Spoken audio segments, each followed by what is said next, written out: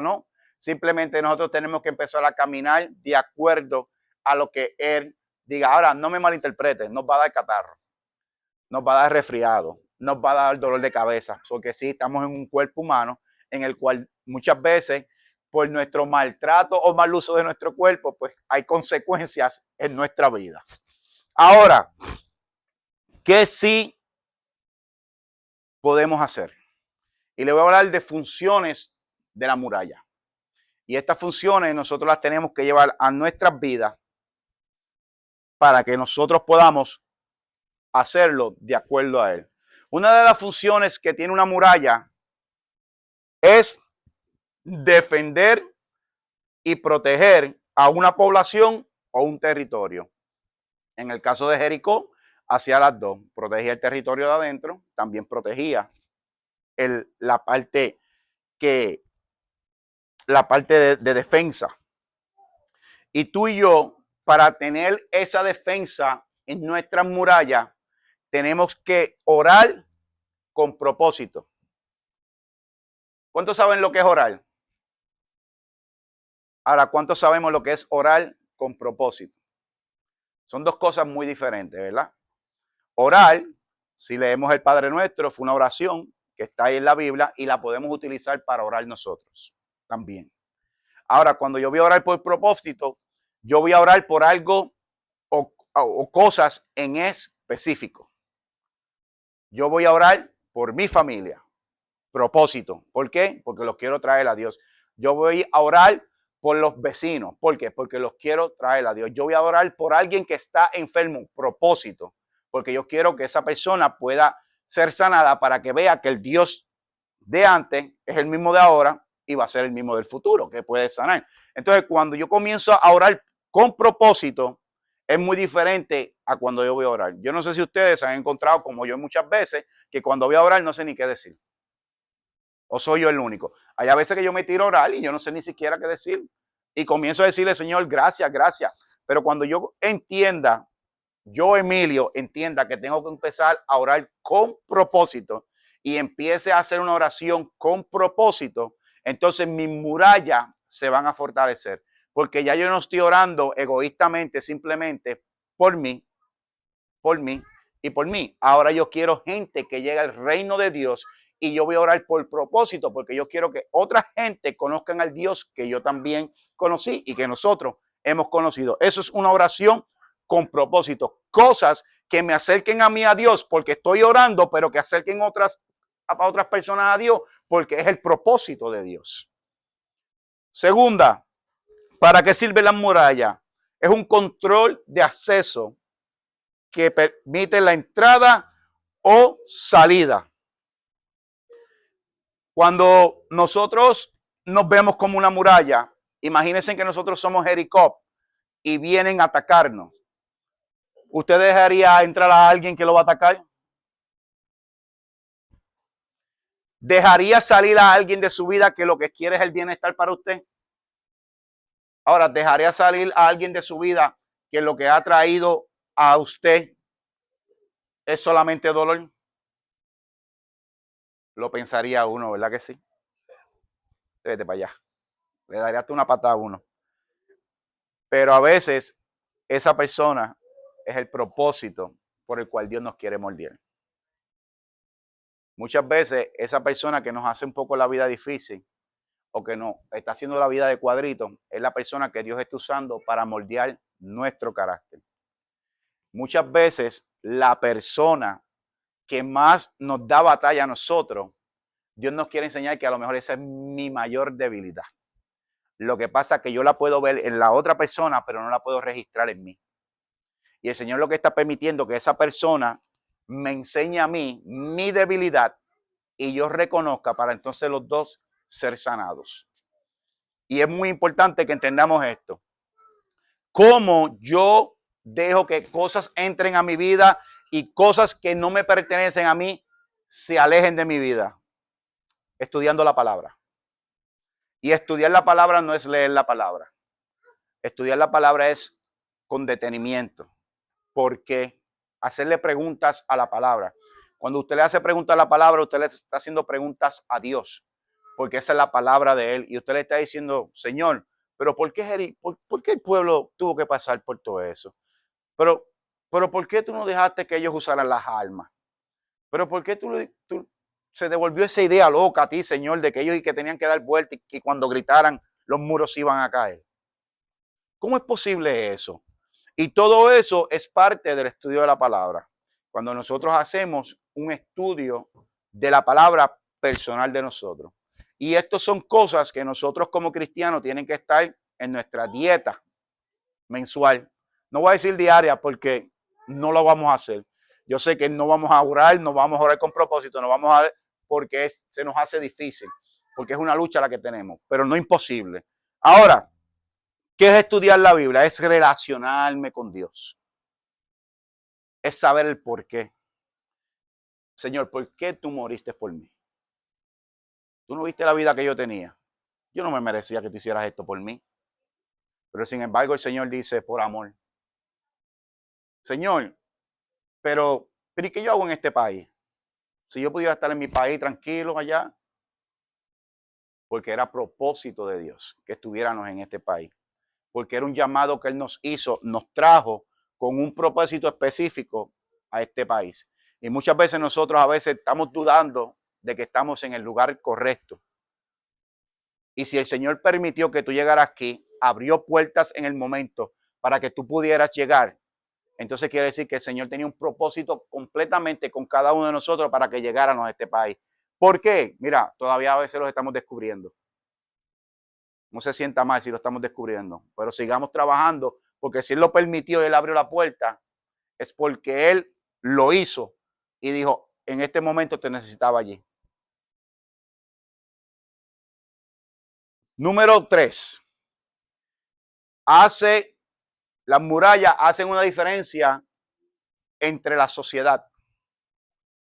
Ejemplo, muchas de estas ciudades amuralladas en los tiempos de antes, cuando usted busca los tiempos medieval, históricamente, los que vivían adentro normalmente eran las personas que eran pudientes porque estaban protegidas. Y mucha gente vivía a los alrededores de las murallas en la parte de afuera. No todos vivían dentro de la ciudad, pero no todos tampoco vivían en la parte de afuera. Y una de las cosas de esa diferencia social es una distinción entre los que viven adentro y los que viven afuera. Entonces, nosotros como hijos de Dios tenemos que aprender a vivir dentro de Él, no fuera de Él. Cuando yo empiezo a vivir dentro de mi Señor, yo comienzo a ver cambios en mi vida. Y yo estoy seguro que por menos o más, cada uno de los que estamos aquí hemos visto la mano de Dios obrar a favor de nosotros. Y eso es algo que es porque estamos comenzando y queremos vivir adentro y no queremos vivir afuera, no queremos vivir una vida de cristiano de lejito. El miércoles, mientras estábamos aquí, estábamos diciendo que muchos de nosotros cuando crecimos, todos decíamos que éramos católicos apostólicos porque fue lo que nos enseñaron en nuestras casas, pero no íbamos a la iglesia, no visitábamos ninguna iglesia, pero creíamos en Dios y nos considerábamos cristianos porque todo el que cree en Dios, que Jesús es el Hijo de Dios, se considera cristiano, pero nosotros tenemos que ir un poquito más allá. Nosotros tenemos que ir a la convivencia. Nosotros tenemos que ir a vivir adentro en el Señor. Nosotros tenemos que ir donde Él nos necesita, porque allá adentro es donde Él nos va a pulir. El problema es que cuando estamos afuera se nos hace fácil dar un paso y salir. Pero cuando estamos adentro, estamos rodeados por sus murallas. Y mientras estemos ahí rodeados por sus murallas, aunque nos demos cantazo allá adentro, pero Él va a sacar lo que no necesitamos y nos va a limpiar para que nosotros podamos vivir esa vida que Él quiere con Él adentro. Otra cosa que permiten las murallas hacer es que dan estabilidad y seguridad.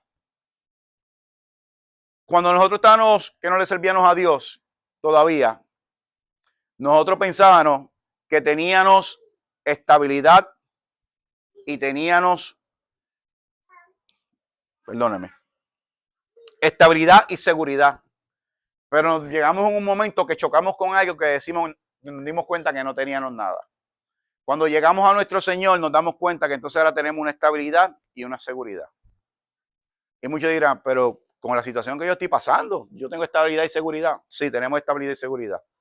Porque quien está con nosotros es el que nos cuida. Quien está alrededor de nosotros, cubriéndonos con su maraña, se llama Jesucristo y era el único que podía ir a la cruz a morir por nuestros pecados para darnos salvación. Y si vamos a hablar de salvación, entonces estamos hablando de una estabilidad y una seguridad que solamente la puede brindar nuestro Señor Jesucristo. Más nadie me puede brindar estabilidad y seguridad si no estoy cimentado en nuestro Señor Jesucristo.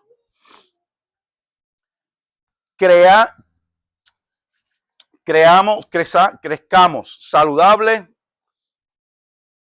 en el Señor. Eso nos va a dar una estabilidad y una seguridad para siempre. Estoy terminando.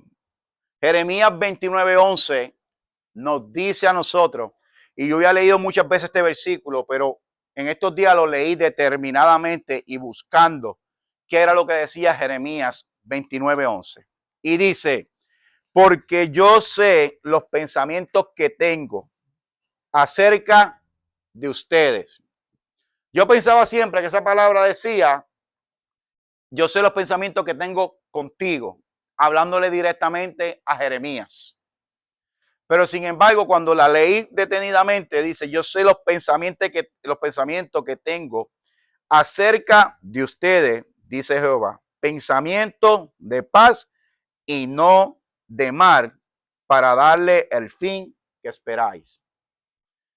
En otras palabras, Él nos está advirtiendo que lo que Él va a hacer es bueno y correcto. Pero nos da una promesa porque también dice, es el bien que yo espero. ¿Y quién no espera un bien aquí? De parte de Dios. Todos esperamos un bien de parte de Dios. Y esa palabra ahí es para cada uno de nosotros, para que entendamos que nosotros estamos en esa promesa. Que el pensamiento de Él es para cada uno de los que estamos aquí. Que ese pensamiento que es de paz y no de mal es para cada uno de nosotros. Y es darnos al fin lo que nosotros esperamos. Esa salvación tan anhelada. Para terminar, el versículo 20, que fue el último que leímos, yo siempre he leído este versículo y me gusta mucho porque dice, entonces el pueblo gritó y los sacerdotes tocaron las bocinas y aconteció que cuando el pueblo hubo oído el sonido de la bocina, gritó con gran vocerío. Yo me imagino un murmullo enorme. Y el muro se derrumbó y el pueblo subió luego a la ciudad, cada uno derecho y hacia el frente. Ese derecho y ese hacia el frente es lo que el Señor espera de cada uno de nosotros. El Señor está derrumbando murallas en nuestras vidas para que nosotros tomemos el control cada día más de nuestras vidas. Pero nosotros tenemos que caminar derechos y hacia el frente. Como lo dice ahí, ellos caminaron derecho y hacia el frente. Y no se crea que ese derecho y hacia el frente fue que ellos caminaron así. Porque esa muralla cayó. Y cuando las murallas caen, quedan escombros. Pero ellos no se fijaron en los escombros. Ellos decidieron caminar derecho y hacia el frente, aún así por encima de los escombros, para hacer la conquista. En nuestras vidas, cuando decidamos o decidimos caminar derecho y hacia el frente, van a haber murallas que se caen, pero los escombros van a estar ahí y nos pueden hacer tropezar. Está de nosotros, como cristianos, mantener un paso firme, a veces un poco rápido, a veces un poco más lento. Pero si nos mantenemos el paso firme hacia el frente y adelante, vamos a tomar a Jericó como este pueblo lo tomó. Póngase de pie. Gloria a Dios. Bendito.